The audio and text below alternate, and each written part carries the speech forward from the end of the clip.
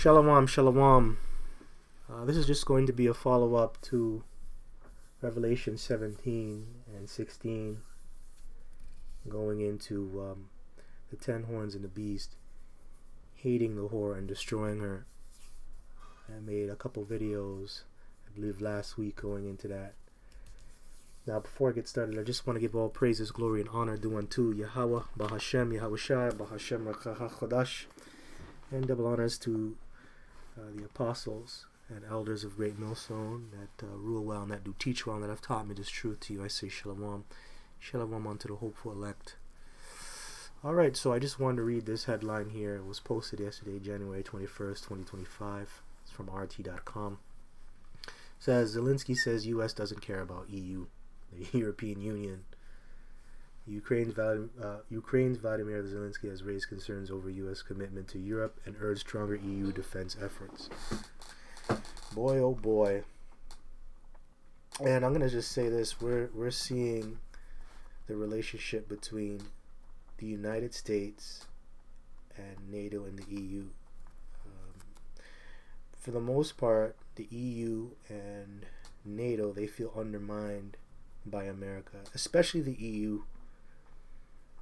They feel like they're being undermined, and they feel that America doesn't really care about them.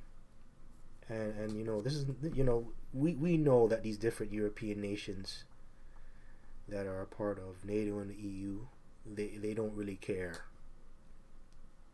about the whore, which is America. They don't like them. But now in these last days, you're starting to see it come out even more. And rightfully so, because we're at the end. And this article highlights that, and it goes along with Revelation 17 and 16 on down. I'll read it. It says, And the 10 horns which thou sawest upon the beast, these shall hate the whore, and shall make her desolate and naked, and shall eat her flesh and burn her with fire. And NATO and the EU, the beast, 10 horns, they're going to shoot missiles upon the whore. Now, why do they hate the whore? They hate the whore because of the treatment that they're receiving by the whore. And also, it's going to boil down to money. The whore doesn't want to support the beast anymore. And we're seeing that.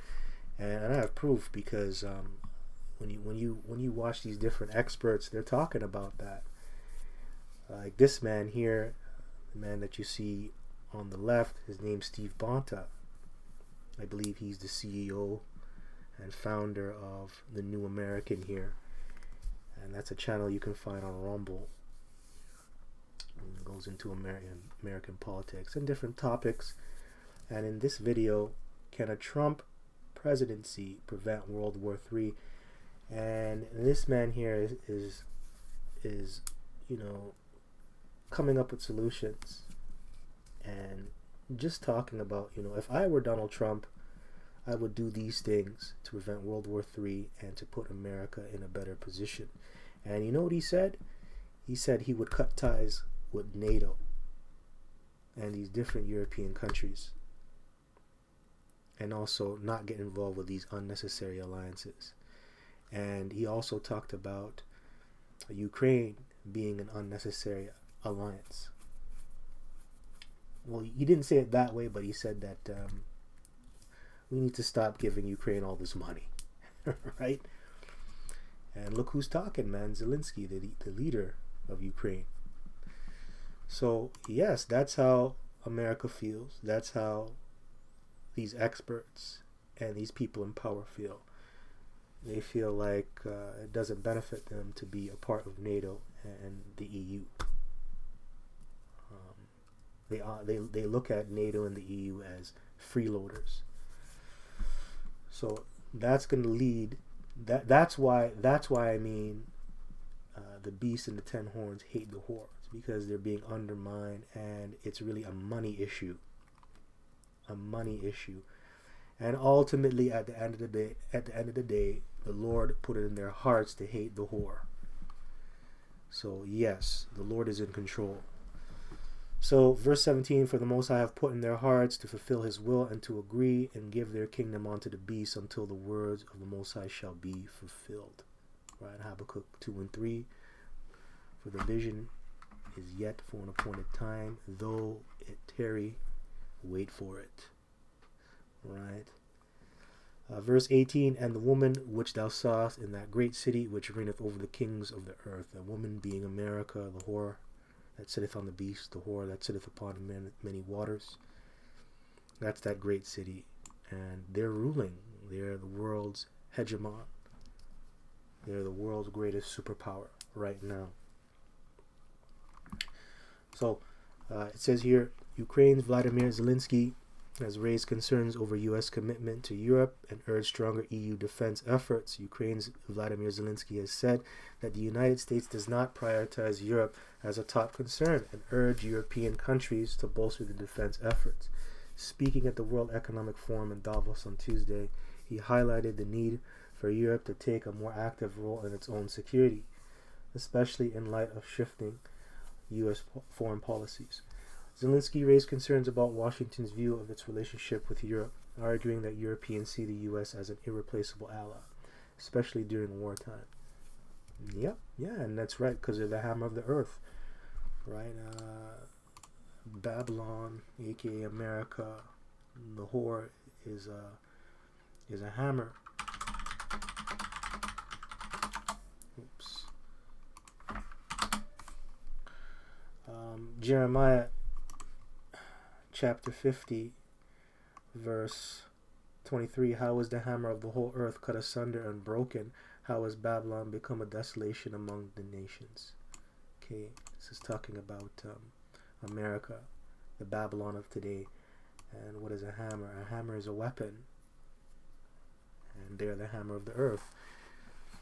They occupy these different nations through their military. If you have a military base, a foreign military base on your soil, that means you're occupied. And America is doing that to these different nations. So that proves they're a hammer. You mess with the United States, you get crushed. You're going to get crushed. Right? So, yeah, they are the hammer of the whole earth. So that's why they want them as an ally. These different European nations. Right? And guess what? Isn't Ukraine being helped out by the United States? They're receiving billions of dollars of economic, military, and humanitarian support, aren't they? We've seen that over the years during the course of the Russian and Ukrainian war. So anyways, it says here, but does anyone in the United States worry that Europe might one day leave them or stop being their ally? The answer is no. The United States doesn't care. They don't care if the EU leaves. Right? They don't really care. And that's what was spoken of in this video.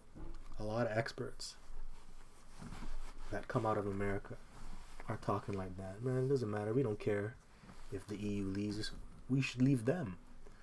Nobody cares.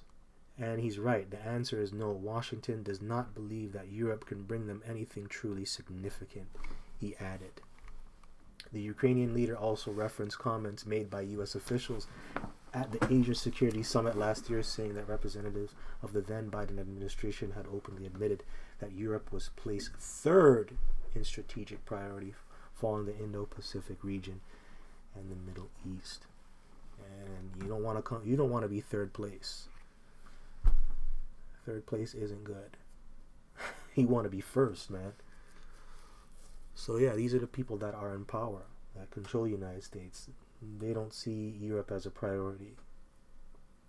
And that's what you see in this video, and that's what you see here. Representatives of the then Biden administration, they said it. They don't care. Right? So Zelensky also warned that Europe will lose relevance on the global stage if it fails to assert itself. Europe cannot afford to be a second or third priority for its allies. If that happens, the world will move forward without Europe.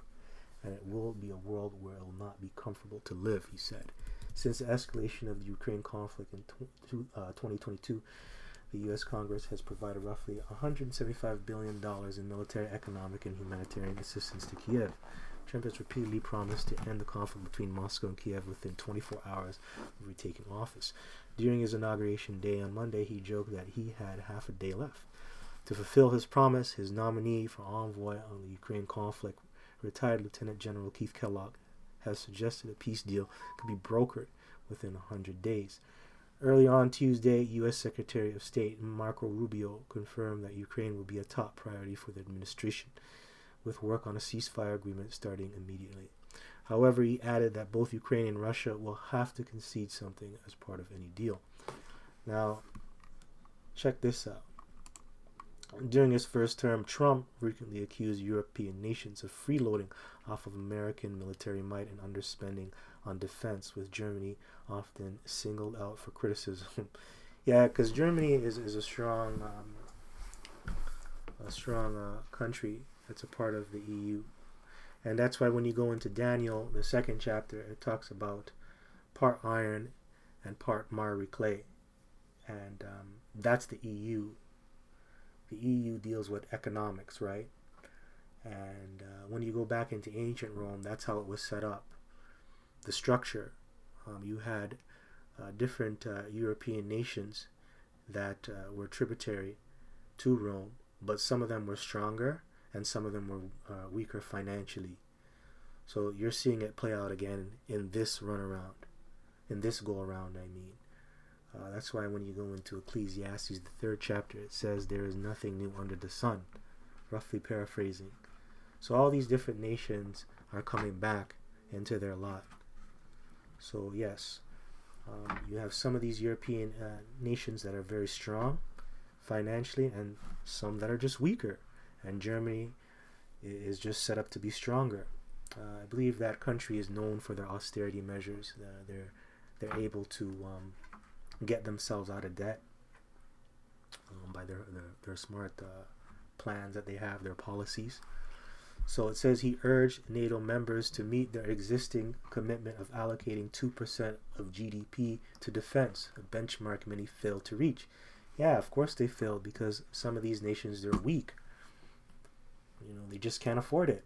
And now America is getting on them for not being able to support themselves.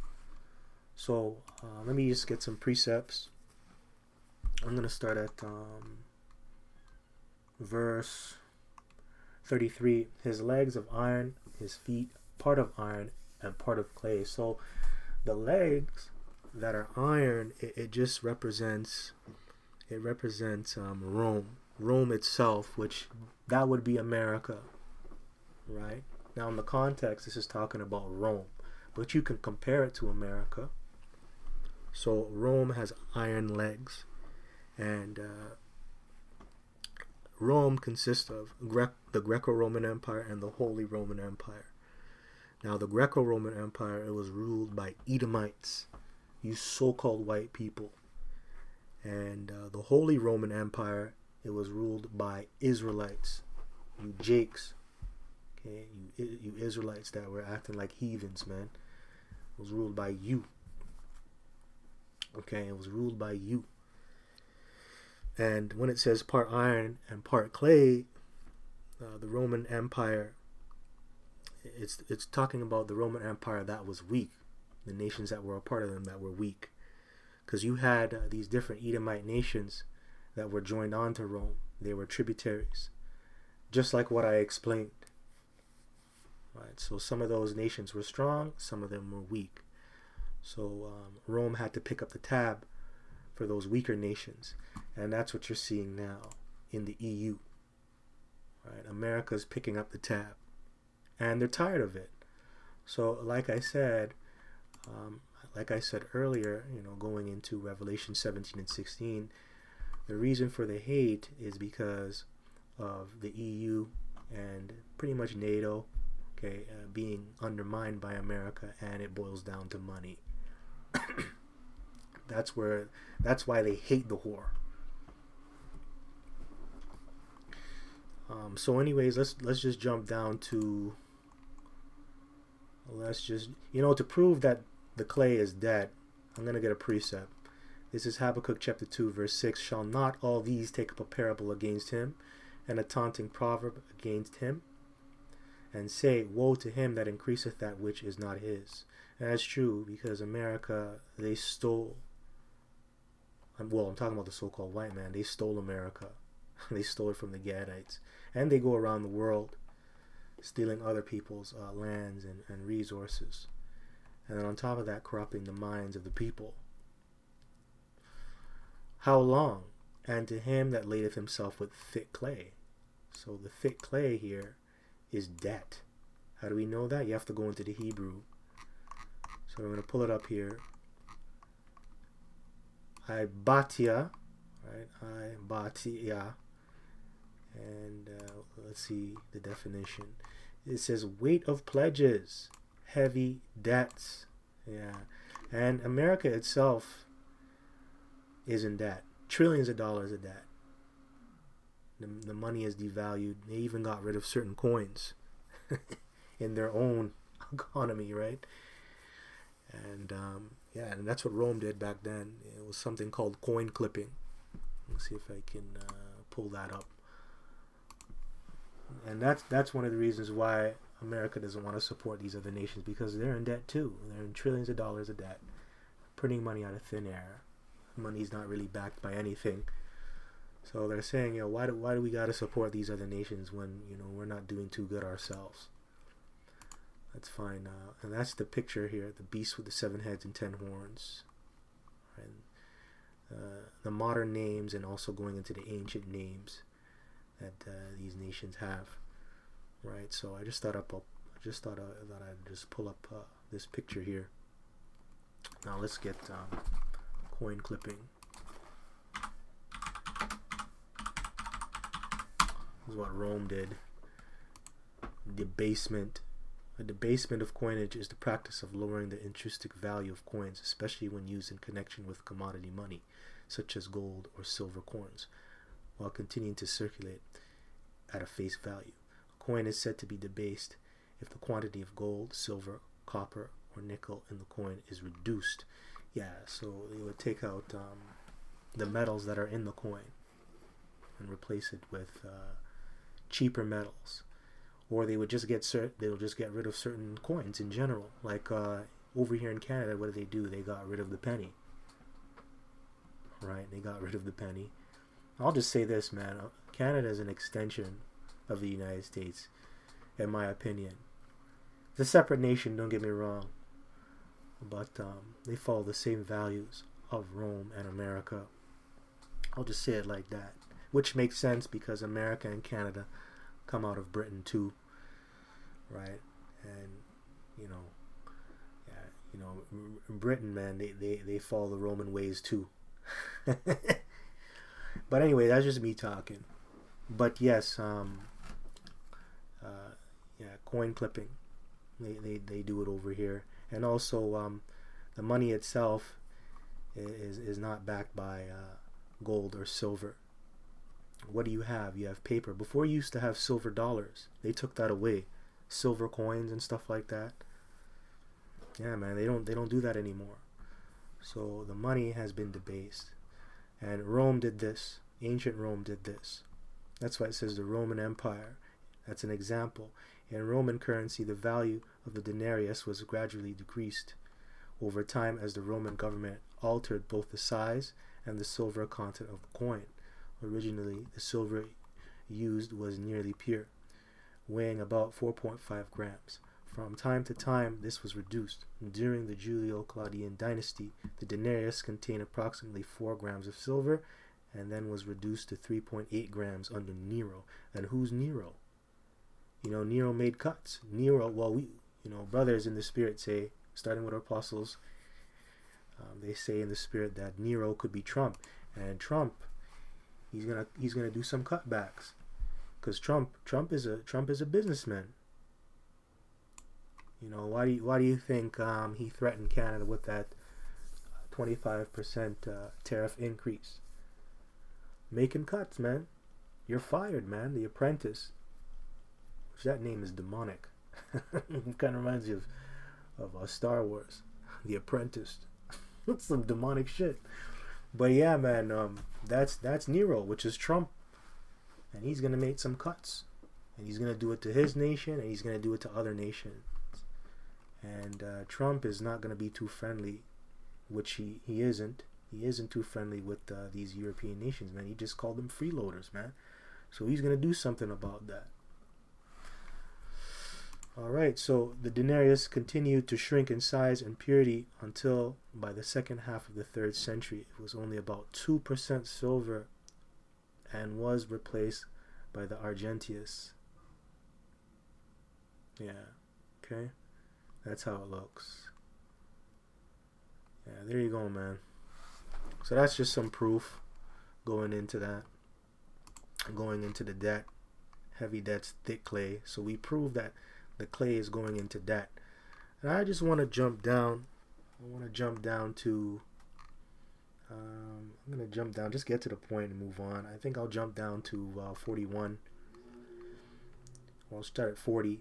It says, Rome, Daniel chapter 2 verse 40, and the 4th kingdom shall be as strong as iron, for as much as iron breaketh in pieces and subdueth all things, and as iron that breaketh all these shall it break in pieces and bruise.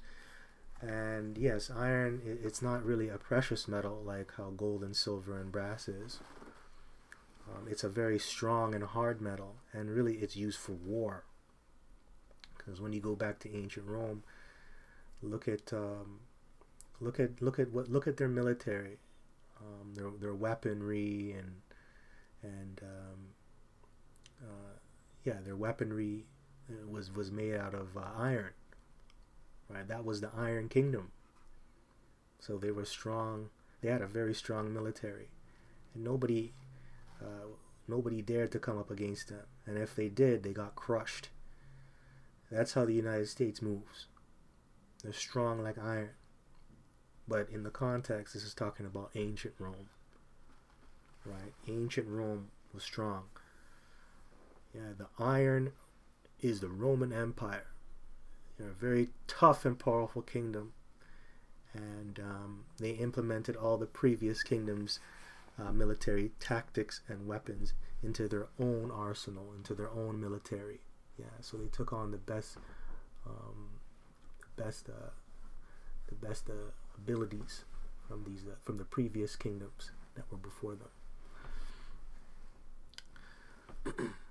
Yeah, so iron, it's not as precious, but it's way stronger than gold and silver. And they crushed and conquered these different kingdoms, man. So that's what it means. That's why it says, shall it break in pieces and bruise? Hey, man, you come up against America, man, they'll break you into pieces and bruise you, man. And you won't forget it. Verse 41, and whereas thou sawest the feet and toes, part of potter's clay and part of iron, the kingdom shall be divided, but there shall be in it of the strength of the iron, for as much as thou sawest the iron mixed with miry clay. Miry clay represents the weaker kingdoms joining onto the Roman Empire, and that's why you have the EU today. Some of those nations, they're strong with their economy, with finances. Some are weaker. It's just how it is, and that's how it was set up back then. And yeah, man, the 10 toes it really just represents the European ancient kingdoms. You know, like I said earlier, I kind of said it in a different way, right? I said it using the example of the 10 horns, right? So yeah, those are those kingdoms that were paid tribute onto Rome.